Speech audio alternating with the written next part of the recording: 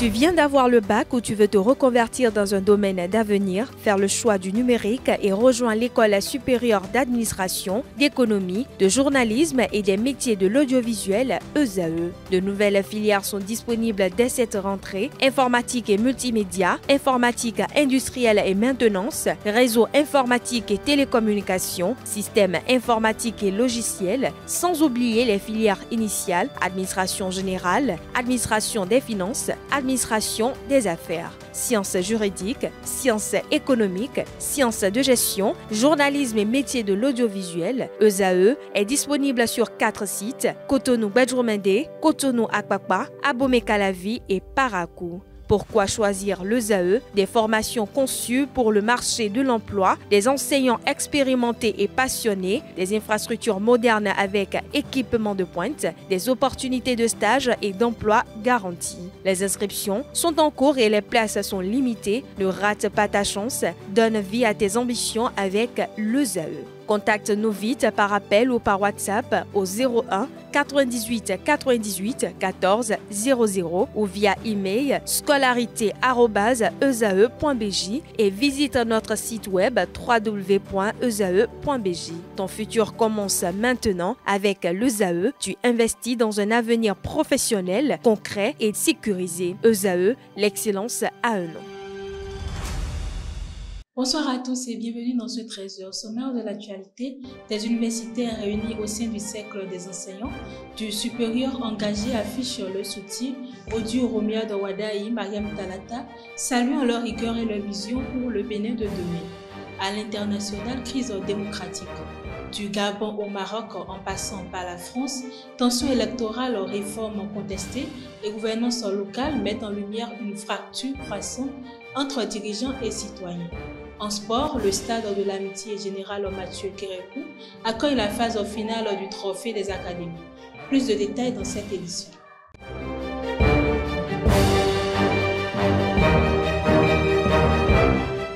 Bonsoir chers internautes. Ce week-end, des universitaires réunis au sein du cercle des enseignants du supérieur engagé ont officialisé leur appui à la candidature du ministre d'État chargé de l'économie et des finances. Pour ces enseignants, le duo Romia de Wadaï, Mariam Talata incarne la rigueur, la transparence et la vision nécessaire pour bâtir le Bénin de demain. Reportage signé Marcel Poti.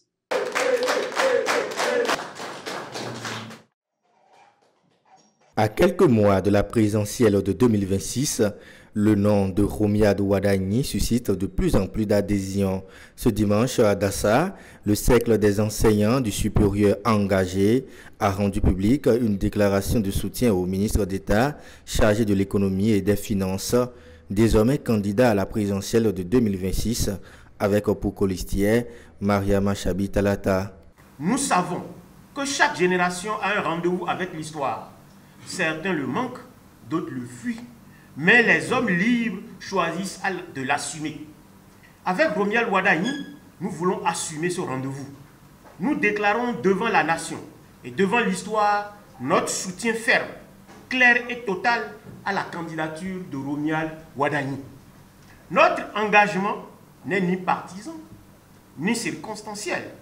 Il est le fruit d'une réflexion profonde, nourrie par notre expérience au cœur des amphithéâtres, des laboratoires, des bibliothèques et des rêves de milliers d'étudiants. Nous avons vu naître des talents, mais aussi s'étioler des vocations, faute de vision politique audacieuse.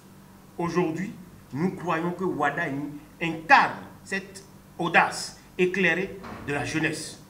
Nous ne cherchons pas un gestionnaire du quotidien, mais un architecte de l'avenir.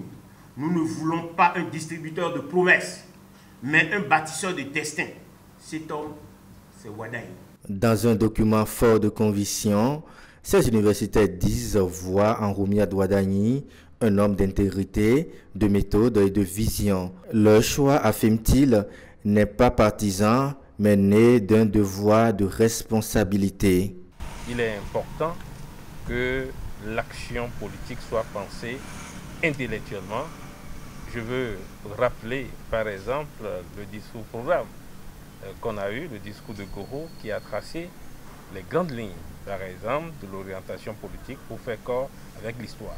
Mais aujourd'hui, nous prenons langue avec l'histoire ici pour accompagner les candidats Romuald Wadaye et Talata dans la conquête du pouvoir à partir de 2026. Tout le monde constate avec nous que le pays est un chantier ouvert, un chantier de bonnes œuvres de développement et il faut que ça continue. Cette dynamique doit continuer, c'est pourquoi nous avons porté notre soutien au candidat, au duo candidat Wadaye Talata. À travers cette déclaration, nous voulons montrer que les universités ont un rôle dans le choix rationnel des candidats pour un développement, pour l'épanouissement de notre communauté. L'université ne se résout pas seulement au volet académique, mais elle permet aussi d'orienter le choix de la population et de la jeunesse béninoise. Et choisir Wadaye Talata, c'est choisir la compétence et le développement durable pour nos communautés. Et je lance un appel très fort à la jeunesse, que l'avenir se bâtit par la discipline et la compétence. Nous qui sommes aussi des éclaireurs, il nous appartient d'éveiller la conscience du peuple, de nos communautés, sur ce choix qui est un choix responsable, qui est un choix pertinent pour l'avenir de notre pays. La force du pouvoir scientifique. Notre voix est celle de l'avenir. Et aujourd'hui, elle dit, Wadaye, nous vous soutenons. Pour l'université, pour la jeunesse et pour le Bénin, le cercle des enseignants du supérieur engagés. Pour ces intellectuels, 2026 doit marquer le début d'une nouvelle étape dans la marche du Bénin vers le développement durable sous le signe de l'audace et de la rigueur. En prélude à la célébration des 50 ans de la CEDEAO, prévue à Cotonou, le ministre béninois du Tourisme, de la Culture et des Arts, Jean-Michel Abimbola, a reçu le représentant résident de l'organisation, Amadou Diongue. Les deux responsables ont évoqué les préparatifs, notamment l'installation d'un village du cinquantenaire dès le 10 novembre qui accueillera diverses activités culturelles et artistiques. Amadou Diongue a salué les avancées du Bénin dans les secteurs culturels et touristiques et annoncé une exposition d'œuvres d'élèves béninois formés par la CEDEAO dans un esprit d'intégration régionale. L'ancien directeur général de la police nationale, Louis-Philippe Oundéon, a vu sa demande de liberté provisoire rejetée ce lundi 6 octobre 2025 par la chambre d'appel de la Criette. Poursuivi pour harcèlement électronique et incitation à la rébellion, il comparaissait avec son neveu, également maintenu en détention, malgré l'avis favorable du ministère public à son égard. La défense avait évoqué la longue durée de détention et la santé fragile du plus jeune prévenu. L'audience est renvoyée au 20 octobre, date à laquelle les enregistrements des propos controversés de Oundéon seront examinés. À l'international, du Gabon à la France en passant par le Maroc, les secousses politiques révèlent des fractures profondes entre gouvernants et gouvernés. Qu'il s'agisse d'élections, de réformes ou de gouvernance locale, partout la question de la légitimité et du dialogue démocratique est posée. Décryptage avec Héroïne Papana. Les récents événements au Gabon, au Maroc et en France offrent une photographie saisissante des dynamiques politiques et sociales à l'œuvre dans trois contextes très différents, mais traversés par une même interrogation centrale. Quelle légitimité démocratique dans un monde en transition? Au Gabon, la victoire écrasante de l'Union démocratique des bâtisseurs UDB, fondée à peine 3 mois avant les élections, souligne l'emprise rapide du pouvoir exécutif sur le champ politique post-Bongo. Si la participation du peuple est manifeste, la concentration du pouvoir, l'effacement de l'opposition et les scores de 100% dans certaines régions posent la question de la pluralité politique et de la vitalité démocratique réelle dans ce pays en recomposition. Au Maroc, c'est la société civile, notamment universitaire, qui sont l'alarme. La grève du SNE-SUP et les manifestations portées par la jeunesse de la Gen Z 212 montrent une rupture de confiance entre les gouvernants et les gouvernés, surtout sur des enjeux fondamentaux comme l'accès équitable à l'éducation. Là encore, le déficit de dialogue et la logique de verticalité dans la décision politique menacent l'adhésion collective à la réforme. Enfin, en France, l'appel des maires ruraux illustre une autre facette de la crise démocratique. Le décalage croissant entre la politique nationale, souvent paralysée par des luttes partisanes, et les réalités locales gérées avec pragmatisme par des élus de terrain. Ce contraste alimente une défiance envers les institutions centrales, même dans une démocratie ancienne. Ces trois situations témoignent d'un malaise commun. La fragilité des liens entre institutions, citoyens et territoires. Que ce soit par l'hégémonie d'un nouveau pouvoir, le rejet d'un modèle néolibéral ou l'appel au sursaut démocratique local, cette tension rappelle que la démocratie ne se résume pas à des élections, mais se construit dans la confiance, la transparence et la participation réelle. En sport, l'ancien président de la jeunesse sportive de Pobé et ex-membre influent du comité exécutif de la Fédération béninoise de football, Bruno Didavi, s'est éteint ce mardi 7 octobre 2025 au lendemain de son anniversaire. Il fut également secrétaire général puis vice-président de la FOBF. Retour sur le parcours d'un homme qui a marqué le football béninois avec Jean-Claude Mouidine-Lawani.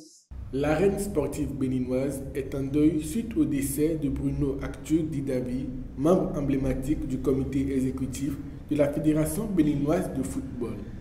Décédé à l'âge de 60 ans le mardi 7 octobre 2025 après une longue maladie, sa perte est particulièrement ressentie, surtout qu'elle survient un jour après son anniversaire. Bruno Didavi a consacré de nombreuses années à l'amélioration et à la structuration du football national. Ancien président de la jeunesse sportive de Pobé, l'un des clubs majeurs du Bénin, il a également occupé des postes clés au sein de la Fédération béninoise de football, d'abord en tant que secrétaire général, puis comme premier vice-président. Sa rigueur et son expertise ont été déterminantes dans la mise en œuvre de réformes visant à professionnaliser les clubs et à garantir une meilleure transparence administrative. Sur la scène internationale, Didavi a également représenté le Bénin au sein de plusieurs commissions de la Confédération africaine de football CAF, où il a contribué à l'organisation des compétitions de jeunes U17, U20 et U23. Son engagement a non seulement accru la visibilité du football béninois à l'échelle continentale, mais a également fait du sport un vecteur de développement local. Le décès de Bruno Didavi fait suite à une maladie qu'il avait tenu éloigné pendant plusieurs mois, dont une évacuation sanitaire au Maroc il y a près d'1 an. De retour au pays, sa santé n'avait pas complètement été rétablie et il a été hospitalisé durant les 3 dernières semaines de sa vie. La Fédération béninoise de football a salué la mémoire de ce dirigeant compétent, rigoureux et passionné, exprimant ses sincères condoléances à sa famille et à tous les acteurs du football. Si son départ crée un vide difficile à combler, il rappelle l'importance de poursuivre l'œuvre qu'il a débutée avec tant de passion et de dévouement. De condoléances à sa famille et à toute la communauté sportive du Bénin. Enfin, la phase finale de la Ligue 1 McDonald's Trophée des Académies s'ouvre ce mercredi au stade de l'Amitié Générale Mathieu Kérékou à Cotonou. 6 académies de renom: Dauphin du Cameroun, US Craqué du Bénin, ASEC Mimosa de la Côte d'Ivoire, Génération Foot du Sénégal, ainsi qu'Olympique de Marseille et Toulouse FC s'affrontent dans cette compétition inédite. Alliant football, formation et télé-réalité, l'événement vise à révéler les jeunes talents africains sous les projecteurs d'une première du genre sur le continent.